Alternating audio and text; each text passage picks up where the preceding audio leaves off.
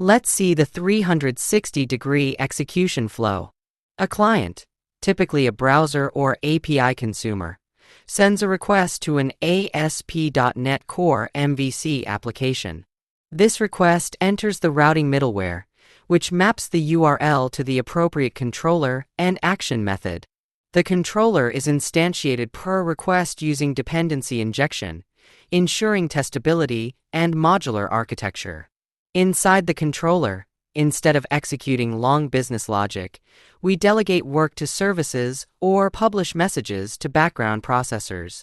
When the controller encounters an independent job, it triggers it using fire and forget. The controller immediately returns a response, maybe a view, JSON, file, or redirect, without waiting for the background job. Meanwhile, the job continues executing independently, often handled by thread pool threads or a hosted background service. Now, while fire and forget sounds simple, just start a task and don't await it. It must be implemented carefully, otherwise failures may become silent, exceptions may go unobserved, or tasks may terminate without logs. The biggest rule in fire and forget is, the caller must not depend on the task result. The second biggest rule is, the task itself must handle its own failures internally.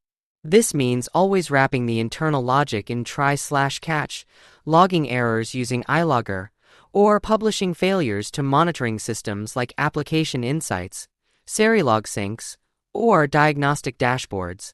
One anti-pattern beginners often try is using async void for fire and forget calls. In C#, async void should only be used for event handlers, not for controller or service method invocations, because async void creates unobserved exceptions that the runtime cannot propagate or track.